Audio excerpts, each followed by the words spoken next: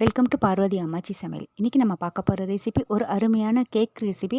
அரிசி வச்சு செய்யக்கூடியதான ரெசிபி. வாங்க வீடியோக்குள்ளே போவோம். இந்த கேக் ரெசிபி எப்படி செய்யறதுன்னு பார்ப்போம். இதுக்கு நான் 1 கப் அளவு பச்சரிசியை நான் ஏற்கனவே ஊற வச்சுருக்கேன். கழுவிட்டு 2 மணி நேரம் ஊற வச்சு அதை வடிய விட்டு வச்சுருக்கேன்.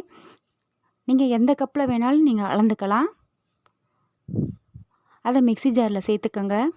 சேர்த்துட்டு அரிசி எடுத்த அதே கப்லேயே 3/4 கப்பு அளவுக்கு நான் நாட்டு சர்க்கரை சேர்த்துருக்கேன். நீங்கள் வெள்ளை வேணும்னா கொஞ்சமாக தண்ணி விட்டு வடிய வச்சுக்கோங்க. 3/4 கப்பு தேங்காய் துருவல் சேர்த்துக்கோங்க. சேர்த்துட்டு 3 ஏலக்காய் சேர்த்துக்கோங்க. சேர்த்துட்டு கொஞ்சமாக தண்ணி சேர்த்து நல்லா ஃபைன் பேஸ்ட்டாக அரைச்சிக்கோங்க. ரொம்ப அதிக அளவு தண்ணி சேர்த்துறாதீங்க. ஒரு பிஞ்சு அளவுக்கு உப்பு சேர்த்துக்கோங்க.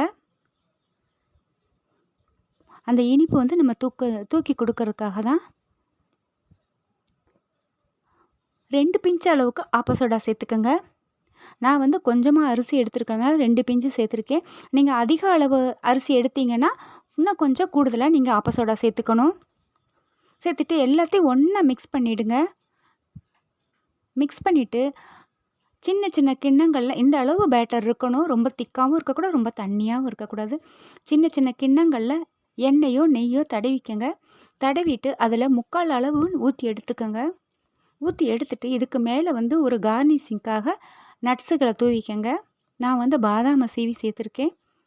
சேர்த்துட்டு நம்ம இட்லி பானையில் தண்ணி ஊற்றி அதில் வேக வச்சு எடுத்துட வேண்டியதான். மீடியம் ஃப்ளேமில் வச்சுட்டு உங்களுக்கு 10லேருந்து ஒரு 15 நிமிஷம் வச்சிங்கன்னா நல்லா வெந்து கொடுத்துரும்.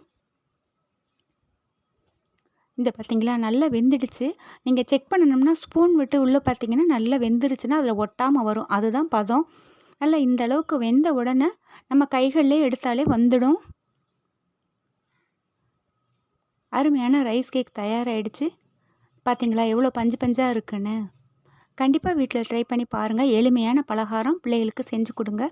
இந்த வீடியோ உங்களுக்கு பிடிச்சிருக்குன்னா லைக் பண்ணுங்கள், ஷேர் பண்ணுங்கள், சப்ஸ்கிரைப் பண்ணுங்கள். மறக்காமல் பெல் ஐக்கானை கிளிக் பண்ணுங்கள்.